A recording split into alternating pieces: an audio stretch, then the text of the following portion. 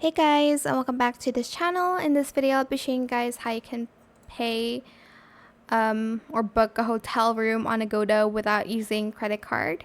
So I'm just going to select book now on a room here. And as you can see, there are other options to pay. As you can see, it says choose your payment option. You can pay later or you can pay now not using a credit card. So here there are a bunch of options that you can use to pay for the hotel room. Like you can go up to a counter and pay for it on these like mini markets. If you don't want to use your credit card, you can do that using cash. Just select it, and yeah, that is it. Super simple. That is how you can book a hotel room without using a credit card.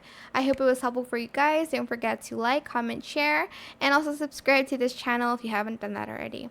If you have any more questions about this video, just leave it in the comment section down below. I'll try my best to answer them all for you guys. And if you found this video helpful, please click the thanks button as well. That is it. Thank you so much for watching. Bye.